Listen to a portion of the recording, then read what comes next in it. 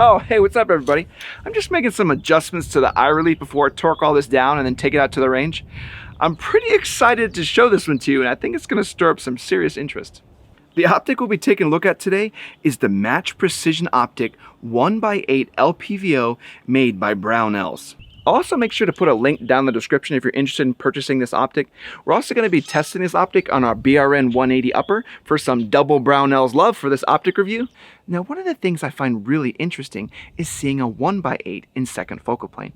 As a refresher for all of you out there, second focal plane means the reticle remains the same size between magnification ranges. This gives you a clean and crisp reticle both at 1x and at 8x.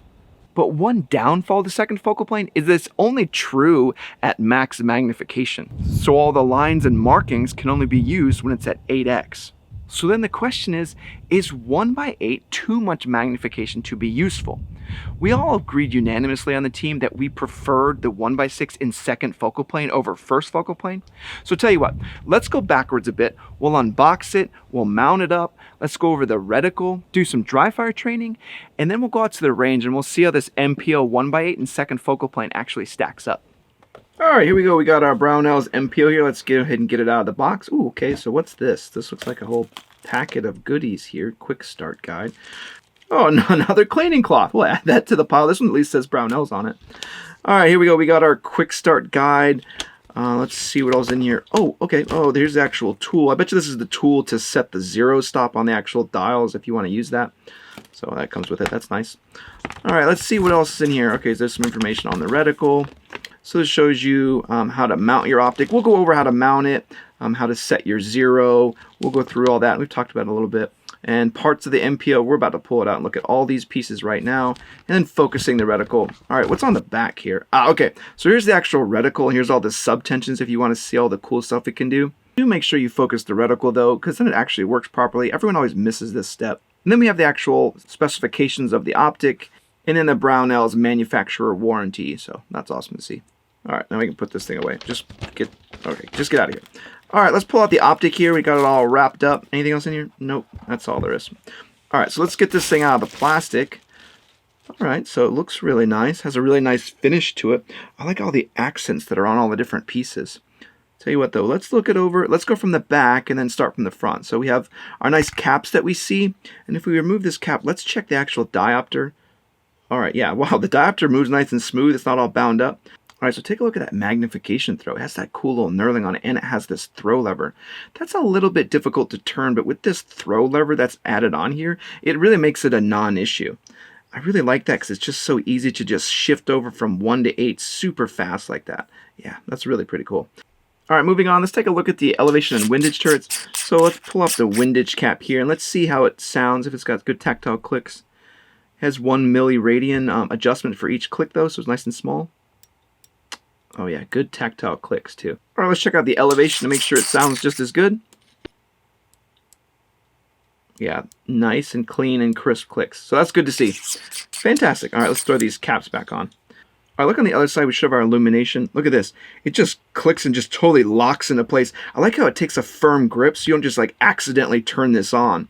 And look at the knurling on the battery cap. So you don't need like a special tool or anything. It's just a nice little cap that you can just take off easily. And here's your battery if you're curious about how to install all that and which position it goes in. Just tighten this back down. And looking over at the front, we also have our front cap. So it comes with both the front and the rear cap. That's super nice. Oh, here, and on the bottom. In case you were confused, it says it clearly here. The MPO 1x824, made in Japan. All right, let's move on. So one of the bundles on the Brownells website actually includes the 30mm scope mount too. So we're actually going to install it using that offered mount. So if you end up purchasing that bundle, you can see how it all works together. Okay, so we're going to go over this mount. I've done this a couple times, but I'm going to go over it fairly quickly this time around. It uses some standard methods to connect to it with the 4 screws on the top and then 2 on the side. It looks really nice, so I like the cool little Brownells logo on there. Now it also includes this little Allen key to tighten it down, but it's a little bit confusing because the instructions actually say to tighten down the sides to 65 inch-pounds and then the top to 25 inch-pounds. So we'll use a torque wrench for that. We're going to go ahead and install it all on our BRN 180 upper as we talked about earlier. Okay, so just loosen up the screws on the mount and then install it, and just install them again finger tight just so we can move things around. Now, ooh, okay, wait, I'm a little worried this is a little close to that handle. Is that going to clear? Okay, it looks like it's going to clear. So let's test it here. Make sure we have plenty of clearance. All right, looks like we're going to be good. I tested this quite a few times just to make sure there's plenty of clearance for operation. It's pretty close, but won't be a problem. So let's move on. All right, so we need to loosen up our top caps so we can remove those. So just unscrew everything, and then you can just go ahead and remove the top caps. Just place them to the side for now. And then we'll go ahead and, oh, well, we have to remove this because it's in the way. So take off this. This is not going to work. It's going to get in the way of the optic. So now we can install our optic. Now make sure to slide it back and forth to make sure it moves cleanly, and then reinstall your top caps. And we'll go ahead and torque all these down in just a minute. So one big thing you want to do here is then tighten down to finger tight and then go check your actual eye relief to make sure it's in the correct position before you torque everything down. So we'll go do that now and go check to make sure we have it all set correctly. All right, now we have everything set correctly. We want to go and level everything. So we're going to use our little cheater leveler. Oh, but the cheater leveler doesn't work. So we're going to take off the top cap because we're going to use our normal levels. Make sure to take the top cap off because that's the only way you're going to know it's exactly level. So then you can line everything up, get it exactly where you need to be, and I think we're totally good there. Once you got everything all set, just put it at 25 inch-pounds on our torque wrench, and we can just start going to town. We want to go in an X pattern just to make sure it tightens things evenly on both sides of the optic. Let me grab our actual torque wrench. We want to torque this down to 65 inch-pounds. I like to do this just to make sure I keep my zero. Just do a little bit back and forth on each one until you start building up the correct torque, and we're going to torque both of those down. Well, that was pretty easy to get all set up. Let's go to the zombies, and I'll show you how the reticle works on this MPO 1x8. The reticle begins with what looks like a standard cross reticle, but the more you take a look at it, the more you see the small changes that have been done. Inside the center of the cross, you can see it has been replaced with a small circle. What's also interesting is this is the main area that is illuminated. So the center dot turns into a red dot when the illumination is turned on. My brain really likes this because it's familiar. I'm so used to a red dot that this is just intuitive to me and easy to use. Due to the illuminated center dot and large second focal plane reticle, the MPO 1x8 is extremely easy to use at 1x. While the red dot makes life easier, the intelligent crosshairs make it so you can easily see where the center of the reticle is. Moving out to the longer ranges, we can zoom the optic in and the reticle stays in position, and then we can use the additional markings on the crosshairs. With this being a reticle with mil subtensions and not a BDC, we can then use it on any caliber and using any different zeros we want to use. So in our instance, we're going to be using it with 5.56, and we're going to use a 50-yard zero with a 200-yard confirm. That'll then allow us to engage targets from 0 to 250 yards with almost no reticle adjustment, which makes our cool center red dot totally badass. When the shots then get longer, we can use these cool reticle lines. The lines have channels built in them so you can see the target while also lining up the shot. So if, say, this target is at, 350 yards, we can do some basic math based on our projectile and set our holdovers to around 3.8 mils. With the window, this becomes super easy. The reticle can also account for wind if we want to use the same channel for wind holds. But we would need to dial up our reticle to 3.8 so that we could then use our wind hold inside the channel. We could then adjust for a 10 mile/hour wind from 90 degrees of our position and set our windage to 2.2. The window makes it easy to see and line up with our calculations. All right, so let's go put this optic through some tests. Let's begin with the 1x magnification test. I found the 1x magnification to be extremely good, but I did notice it was slightly off and it felt like the magnification was a little more than 1x and more like 1.1. It wasn't enough to distort the image in any way or mess with my eyes, but I could tell there was just a small difference on the edge of the glass. You can see for yourself if it's an issue for you and if you can even detect it, but overall this 1x looks absolutely phenomenal and the glass is stupidly clear. Well, moving on, for the next test, we'll take a look at the eye relief at max magnification. The eye relief is comfortable and forgiving. At 8x, I didn't find the eye box to be too insanely small to the point where I had to have an absolutely amazingly perfect form just to be able to see through it. There's still a good ½ inch of play in eye relief at 8x to give you plenty of leeway on position of your cheek weld. All right, now we got the illumination test up next. The illumination knob has 6 different settings, but no night vision settings. The knob does have a stop setting between each number, so you don't have to rotate the knob all the way around to turn it off. From the illumination standpoint, I found the red dot to be easy to see on bright days. I'm betting the camera isn't picking up the brightness of the dot, but it's easy to see and notice with your eyes.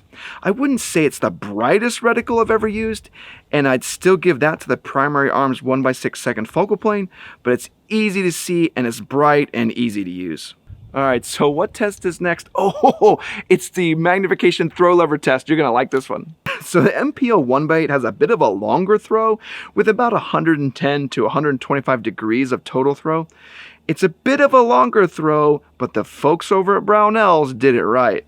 And where is Joe? He's going to be so mad. They included a throw lever. Maybe they did it just for me. The rotation is super easy to use with the included lever.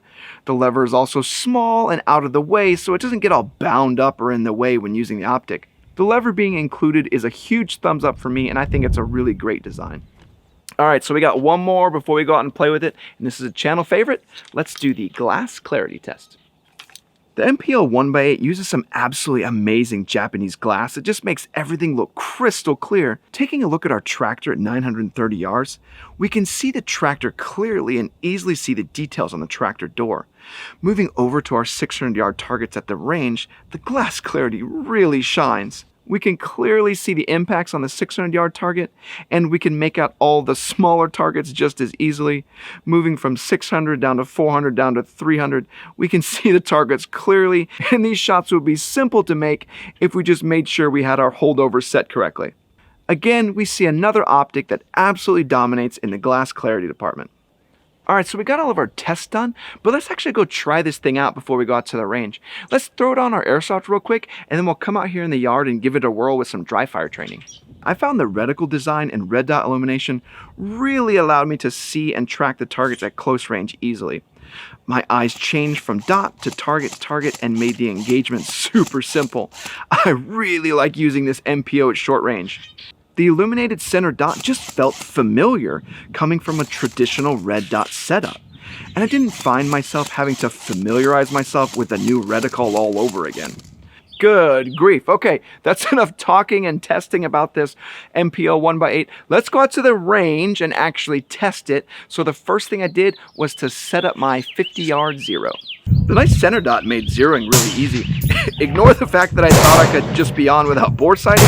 It didn't go as planned. Once we got it all lined up though, we got zeroed in just 2 shots. Now that we're all zeroed, let's go ahead and run some drills. Let's do a couple up downs and then we'll do some multi-target. I started off with some up downs and find myself wanting a bit of a higher mount after spending some time with the 1/3 co-witness optics I've been using, but it was easily overcome with some simple changes to my form. Alright, so let's do some multi-target. So we'll do some 1 switch 1 and then we'll do some 1-2 switch 1-2. Alright, let's do it.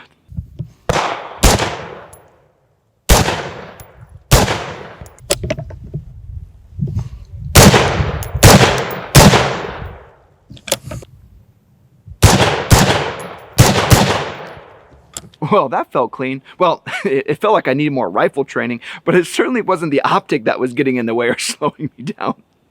I thought it was crazy that even the rapid shots were super easy to keep on target with this MPO 1x8 and the BRN 180 upper combo. Alright, now let's go out and do some long range, and I think this is where this MPO 1x8 is going to absolutely shine. Let's continue to do some multi-target though, and what we'll do is we'll go from 100 and then walk our way to 200 and then to 300 and come back again. Alright, let's see how we do.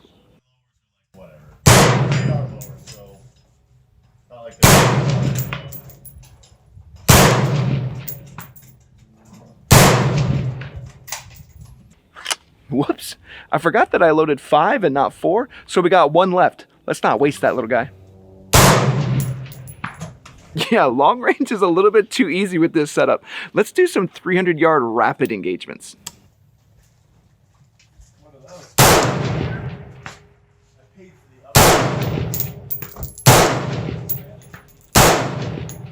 Wow, shot after shot just ringing the gong. I think the only missed shot I had for this whole range day was on the zero. This was one of the most fun range days I've had in a really long time. So tell you what, let's get into the pros, cons, and then do I recommend it. So for the very first pro, the throw lever. Joe is going to hate me for this, but I really love the throw lever. It makes the long throw completely a non-issue.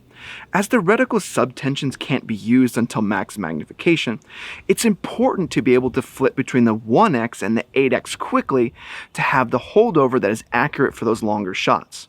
The next big pro is the illuminated center dot on the reticle. With so many people wanting to switch over from red dots to LPVOs or try them out, this gives them some familiar territory. The dot made for easy shot after easy shot and gave me a clear reference for holdover. It isn't as accurate as a chevron tip could be, but I found myself really enjoying the familiarity of the center red dot above everything else. My last big pro are actually the reticle channels, and I'll be honest with you, it wasn't until I went out to the range that I had the actual aha moment and understood what they were actually for. It was so easy to take the longer shots or adjust for wind by just placing the target within the channel and then make the proper holdover adjustments. Alright, so I know I've mentioned this a couple times on the channel, but every pro should have a con, and the MPO 1x8 has a few, but I'm going to confuse you a little because I'm also going to say that one of the cons are the reticle channels. And that's because you have to have either the windage or the elevation adjusted on the turret if you're planning to use these channels at all. This makes it more tricky if there's a variable wind with multiple distances. Placing a target out in space at like 2 mils right and 2 mils up can be really difficult to do accurately. The other con I have falls onto the reticle also. There's no horizontal or vertical ranging markers. The mil subtensions aren't fine enough to do the mil measurements trick either, so it makes ranging a good bit more tricky. It certainly can be done, but you need to be a lot more skilled. There also aren't any cheats with windage either. You really need to know and understand what your wind holds are if you want to use those reticle channels for the wind. So then, do I recommend it? I think this is a wonderful optic, and I think the second focal plane on the 1x8 is just a fantastic option. This takes our team favorite of the primary arms 1x6 second focal plane and just adds even more magnification to it. One thing I would really love to see on this setup though would be the Badger Ordnance Condition 1 modular mount and like an offset red dot. I think that would be an absolutely killer combo setup that would be really good for close range and then just dominate at those long ranges. Big thanks again to Brownells for letting us check out this absolutely beautiful Japanese-made MPO 1x8 in second focal plane. Again, if you're interested in purchasing this optic, I'll put a link to it down in the description. I will say though, after the test today, I think 1x8 is about the limit for second focal plane, and maybe we'll get lucky and Brownells will let us check out that Badger Ordnance Condition 1 and I can bring you guys an update to this optic review. Alright everyone, thanks so much to our Patreon supporters. You're the ones that make all of this possible and I love you all for it. And thanks to everyone who likes, comments, and subscribes. Comment down below what you think about this MPO 1x8 in second focal plane. Alright everyone, wash out.